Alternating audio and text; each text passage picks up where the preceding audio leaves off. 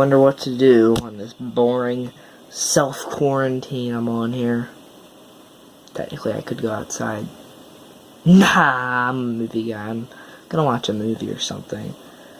Let's just see, what do I have to choose from here? I could go insane with the Lighthouse. No, I'm not feeling that today. Ooh. Could have a good murder mystery with Knives Out. Nah. Oh my god.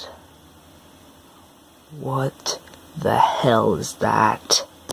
Just call me your worst nightmare. Well, here we are. I promised you guys a Nook That Movie return, and you guys are damn well getting one. We're going to be looking at one of the worst animated films that I've seen on this show. Since Food Fight and Titanic, The Legend Goes On, I'm honestly pretty terrified to put those three in a tournament. That's actually not a good idea.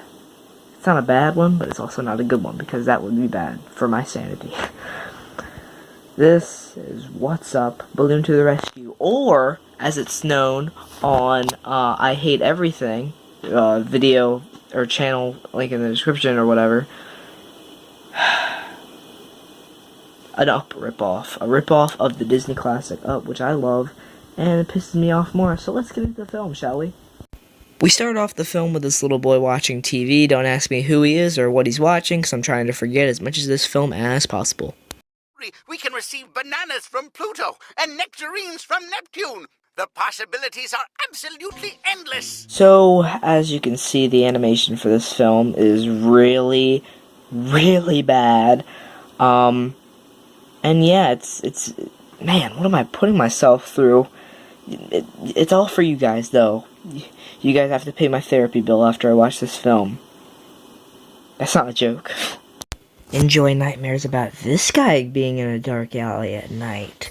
You're welcome. Some of the faces the characters make in this film are like the filmmakers of this film after they got a warning from Disney. It was at this moment they realized they fucked up. The kid tells his sister to change the channel, and, oh my gosh, by God, you chose the really wrong channel. Let me turn on something good for you guys. Just change the channel! The old mouth. You damn it. Shut I ain't finished yet!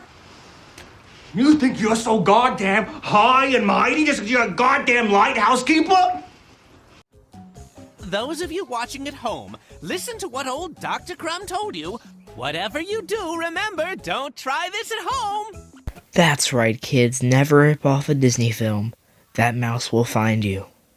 Anyway, the young child flips this switch, and the house rises up, and good news, they're over the ocean, so maybe one of them can hit the switch and they can all drown. I mean, I'm sorry to be so dark, but I just really hate these characters, and it's a pain having to deal with them in this film. We'll get that monster, Jean-Pierre! Oh, Jean-Pierre! Why'd you cut back to me? I have nothing to say to that. Oh, now we're in it till the end. I was nauseous the whole time, and I still have to suffer the trip back. There has never been a more accurate description of this film. Thank you for that.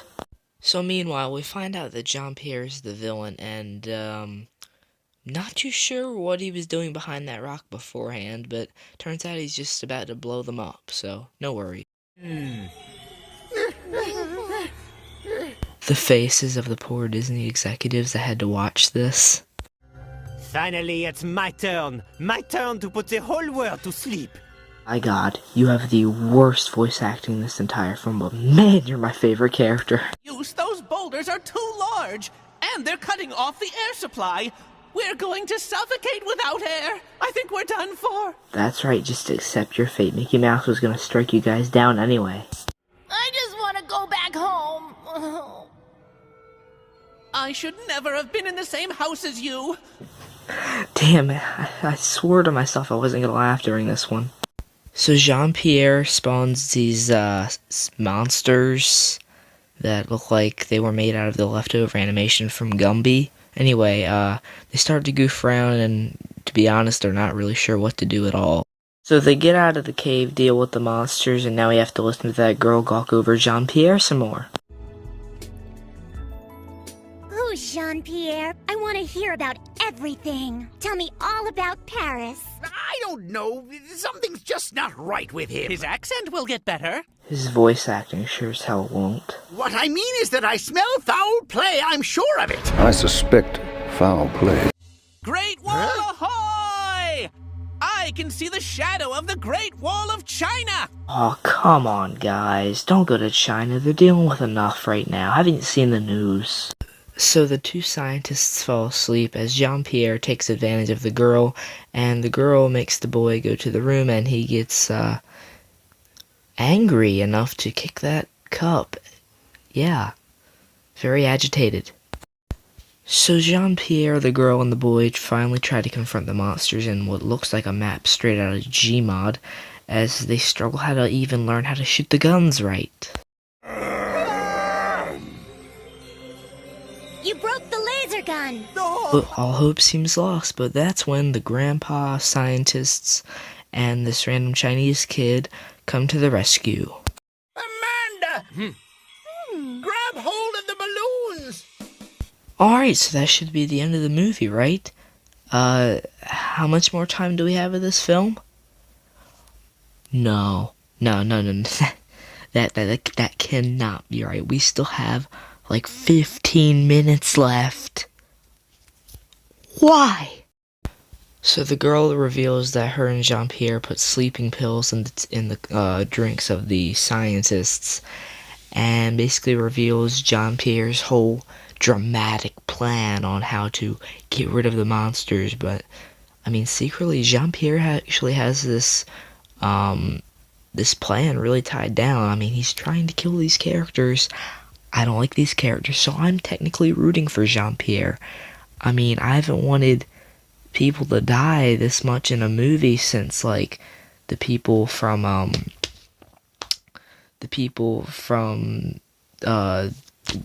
Dr. Sleep, when they killed that baseball boy. Man, I hate these characters. Can't stress it enough. Man, I cannot get enough of this Jean-Pierre guy. He has hypnotized the family now and made them do his bidding. Well, actually, the family has tricked Jean-Pierre and is pretending to be hypnotized. I actually missed out on that because I'm paying attention to the plot, nor do I care about it. Clearly, the writers or the people that made this care about the script or, yeah, the writing either. Oh, okay, no, so actually, it was only the little boy that was pretending, and the other members of the family were just plain stupid and got hypnotized. And now they're doing a Ghostbusters style thing and killing my childhood.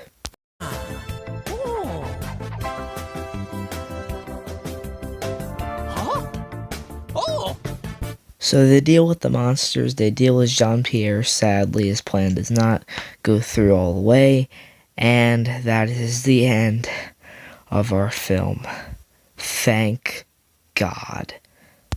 So that was What's Up, Balloon to the Rescue, the legendary, actually no, I wouldn't use that word, the fabled, I don't know, the weird Up knockoff film.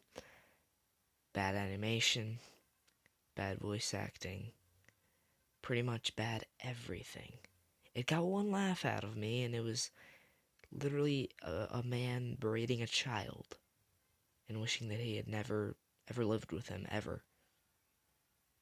That depressing ass thing is what made me laugh. Yes, there you have it. I mean, that just sums up the movie right there for you, right? Yeah, really, this is just a poorly made film. I can't believe they tried to knock off the greatest films from Disney, Up of all films. I mean, there's nothing even remotely similar besides the floating house. My guess is they just put this out right as they seen the trailer for Up, and they were like, hey, let's do that. And yeah, they did their own version and didn't really care what the plot was. Because as you can see in this episode, I definitely forgot bits of the plot and got lost several times. But as anyone can do when you're watching these kinds of films, just want to say thanks so much for the support recently with hardly any videos. Just trying to get through this whole virus mess with a few videos in, and I wanted to get this episode out. So I'm going to end this episode with a great song from the Lighthouse. Hurrah, me yellow gal, do let me go. She took me in the parlor and said, won't you be me beau? Hurrah, me yellow gal, do let me go. Oh, do let me go, me gal, do